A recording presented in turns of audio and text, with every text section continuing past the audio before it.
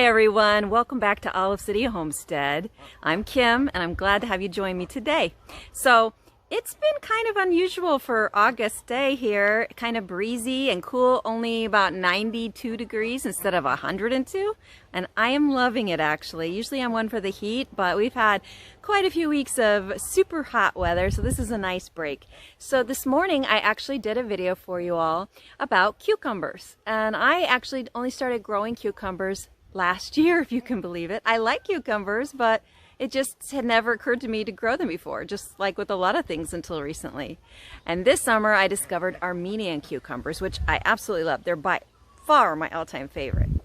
And so I just want to share with you a little bit about how they're growing and a problem that arose that I've had to deal with and how I solved it. So come on and see what's going on. First, I'm going to take you over here to see a successful one. I have a couple of them going and most of them are successful, but mostly in this video I'm going to focus on the one with the problem that I solved. But right now I want to show you the one that so far doesn't have that problem. So here we are at the edge of my pool deck that is in desperate need of sanding and painting, and oh, I swear I'm going to get right on that probably next year or maybe the year after. But anyway, more importantly, in gardening news, here is the cucumber plant that is doing so well here. I wasn't sure how these plants would do here, and the verdict's still out, but they are producing. I've got a bunch of yellow pear tomatoes that are growing here, and my Armenian cucumber. As you can see, there it is. It's probably time to pick it because I've noticed it starting to plump out a little, and I really don't want that. But I was hoping it would get a little longer. The 3 or 4 I've harvested from my other plant already were longer. So, but that one looks like it's a pretty good size. So yeah. Anyway, a tip I do have for you is I learned here that these kind of trellises, which, I literally have lying around, they don't work too well with vining plants. They're just too wide, really. So I tried, and I did, guide the vine through some of them, and so it's up there.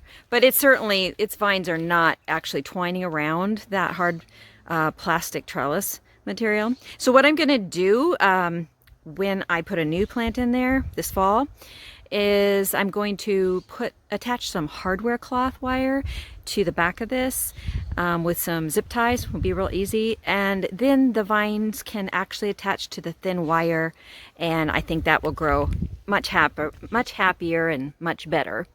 But it is successful, and I'm not having a problem in this area with anything eating the plant, which is the problem I'm having where I planted another of my Armenian cucumbers, and I'm going to take you over there so you can see the problem for yourself and how I'm going about hopefully to solve that problem. Okay, so here is the other cucumber plant, and if you look at all closely you can see the problem it's having. About 2-3 weeks ago, this had a couple of large Armenian cucumbers on it. They were actually the first I've ever tasted of that variety, and I loved them. They were just so good. That's why I decided that I'm going to plant even more of them. But this one, about a week ago, was still looking great. And as you can see now, we'll go in a little closer, it is missing a lot of leaves. And where are those? Well, they've been chewed right off. In fact, right down to the crux of some of the stems have been chewed right off. I'm actually surprised that the plant is still doing as well as it is. As much has been chewed off of it. Yeah. Now, there are still a few flowers on it. That one was open a little earlier today. Let's see, I saw a few more here a few minutes ago. Let's see, where did they go? That one was open. I guess they've closed up at this point, but about an hour ago they were open. About 4 or 5 of them. So it is still alive, it's still growing, but it has suffered greatly. Obviously something's eating it. I don't know what that is. I don't know if it's birds. or if it's something that's climbing the fence here, and like a rodent of some kind, a mouse, a rat, a squirrel, an opossum. I don't know. Whatever is doing it at night. I'm 99% sure. I've never seen a squirrel anywhere in my backyard, my large backyard. I'd say half my, well, no, about a third of my property, about a third of my 2.5 acres, I call my backyard or my back orchards. And I've never seen a squirrel or a rabbit or a rat or anything like that back here. The only thing I have seen back here, so it could be this, is an opossum. In fact, I've seen a lot of opossums back here, but only when I've trapped them, live trapped them. So, okay, I'm kind of getting off topic, but not. I'm not sure if it is an opossum that was doing this or if this was birds. That would be my 2 picks, but I've never seen a bird do this much damage, although I've been told by others that they can. So, about 2 or 3 weeks ago, I noticed that there was some digging going on in my garden beds that I would come out in the morning and find that had been done during the night. And so I thought at first that squirrels were coming in from the front at night into the back and exploring my garden. But you know what? I put live trap out and baited it with cat food, wet cat food, and I caught opossums night after night. And we take them a few miles away to a nice shady creek bed and release them. I would never harm an animal, but I can't have them eating up my whole garden. So that's what I was doing with them. And I never caught anything but opossums. No rats, no squirrels. Oh, I'm sorry. One time I caught a stray cat. But other than that, I've never caught anything but opossums. So I think I've gotten that under control now. But, you know, I still don't have any guarantee that's what was doing it, because I think that would be pretty unusual for them to be climbing the fence that high and doing that. And they've never, I know they've been here before now, because once in a while, I'd say twice in the last 3 years, I've come out and found one, a young one, asleep in one of my raised beds or crates. And so I know they come out at night, but never before have I found any damage or any holes dug in the beds. This is the first time ever. So anyway, it doesn't really matter what it is, but in case what it is not under control yet, in case there are more opossums, or in case it's birds or something like that, or something else entirely, I needed another fix. So what I've decided to do is something that I've used in other ways, and that is Tulle. I'm going to use Tulle. Now at first I thought I would cover the plant, clip it up here with clothespins, and keep it safe that way. But then I realized that if I do that during the day, my flowers on it are not going to be pollinated. And do you see that bee that's stuck in there? That's because I had it sitting over here in a wad, and the bee, some reason, got in there and now it doesn't think it can get out. There, it got out. That's another reason I wouldn't want to do it. In addition to, I want my flowers pollinated, even though I could put it up in such a way as to leave some openings for the bees might get stuck in there, and I don't want that to happen. So Tulle is great, all right? It totally is a wonderful tool, no pun intended, in the garden, because it's much better than bird netting, since it won't trap birds' feet in the netting. It is, the type of netting it is actually doesn't trap them, so they don't like the feel of it, neither do squirrels or rodents of any kind, so they get away from it as fast as possible when they feel it. So what I do with it is I will wrap veggies and fruits in it if I feel like there's anything in the garden, as I in the last couple of weeks have felt. So that spaghetti squash is wrapped in it. I have some delicata squash and some baby watermelons wrapped in there, and I will tie them with string, as that one is, or you can just tie it, loop it on itself. Just, I mean, some of my friends who use it just sort of wad it around the base of the plant, but with a fruit, I want to be a little more sure. So it's a great tool to use, very useful, and it works really well. But I don't, again, want to block the pollination before the fruit is set. So what I've decided to do is I'm going to net this side of it, but I'm going to leave the other side inside the chicken run open, and that way the bees can access it. Granted, the birds could too, but most of the leaves are on this side, and though I don't know what it is, I tend to think it's not birds and that it's some kind of mammal or rodent. Yeah, so that's coming at night. And so what I'll do is every evening I will then net up the backside, and in the morning I will take that off so that, again, during the day it's open to pollinators. So that's a system I've come up with to solve this dilemma. You may have noticed, just in passing, that this cucumber plant is in a 1-gallon pot that is set in my herb bed, in between my winter savory and some basil and some liatris, and you know, until it started being eaten, it was doing really well. It likes it here. It's in filtered sun, so you can see right now there's a little shade and a little bit of sun all day.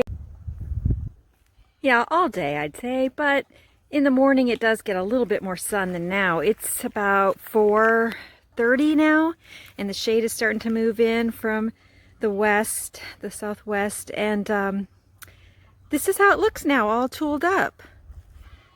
I've got gold tulle on it, which is almost see-through. I don't mind that look at all. Although I do think that from now on I'm going to keep low-lying herbs, low-growing herbs and flowers in the herb bed, because I do like a more open look into the olive orchard and chicken run and everything. But for now, this will do just fine. When this plant runs its course, I'll probably plant my other cucumbers that I'm starting now for the fall garden somewhere else. But I will make it somewhere that gets filtered sun, now that I've seen how it does better in that type of microclimate, as long as I can keep whatever's eating it out.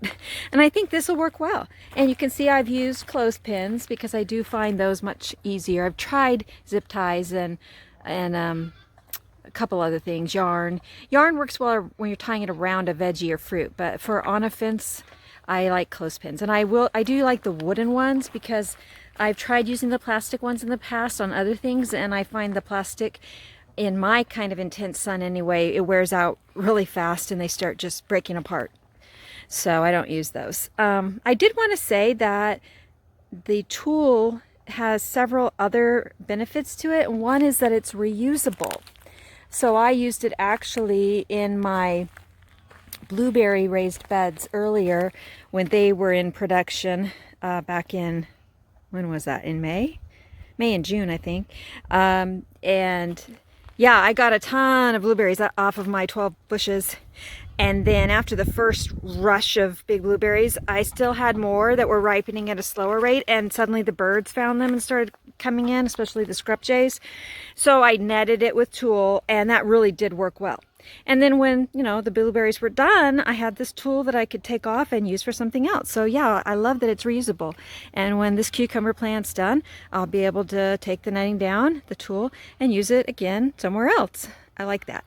Also, it's inexpensive. So I got this on Amazon or eBay, I can't remember which, but in any case, it was, hello chicken. It was, what are you doing in there? Hi. Getting some oyster shell, looks like, that's scattered itself on the ground, or you guys have scattered it. Yes, on Amazon or eBay, and it was 40 yards of 54-inch tulle, like all cloth comes. Well, not all, but most. And it was $12. So I know that it usually runs between 10 and 15 for 40 yards. I mean, I can't even imagine when I'm going to use all that up since it's reusable. And also it comes in all kinds of colors.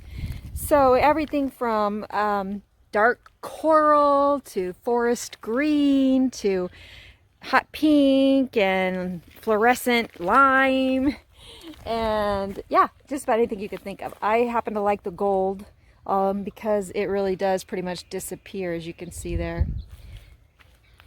So I probably will stick with that color. I'm kind of boring. Once I find something I like, I tend to stick with it. So I wanted to show you one more thing I'm doing with my Tulle today. It's not cucumber related, but it is fruit related. My peach tree here, what I think I have 5 peach trees now. Yes, this is the latest fruiting one, and I've already gotten a lot of peaches off of it, but it still has some that were ripening, and I came out to check, and yes, they are now ripe. They've ripened very quickly, and just since 2 evenings ago, when I was out here watering the orchard, some birds have gotten to them, and they've gotten ripe, which is why the birds got to them. So here's an example of a beautiful peach, and then you turn it over and, no! A bird got to that side of it. Not too badly. I'm going to use that. I'll just cut the side off with the part the bird got, and I'll still freeze it and use it in cobblers. But there's a few on the tree still, like these, and these got it even worse than that one. But again, still a lot of the peach is salvageable, so I'm going to Tulle these. And here are 2 that are huge and in perfect shape. They're not quite ripe, and I would love to have just a few that ripen completely on the tree. So I'm going to Tulle these and get them to perfection so that I can enjoy them fresh. Oh, there's 2 more up there that I'm going to Tulle also. I think what got these, well, again, it's between 2 things. It's either squirrels or birds, but with that kind of damage, yeah, it could have been either one. I'm not sure. You know what I'm going to do though next year? I'm going to put Tulle around the base of all my fruit trees because supposedly squirrels won't even want to climb up that short distance, and if it's them that's been getting the peaches this year, that should prevent that next year. I never had a problem last year with squirrels or anything, birds either, bothering my fruit. Last year would have been the first year I would have noticed it, because my trees I have about 56 fruit and nut trees, but they're all between 2 and 3 years old. So last year was really the first year that I got any fruit, and this year I got a lot. This is my 3rd round of peaches. I pulled more off a week or 2 ago.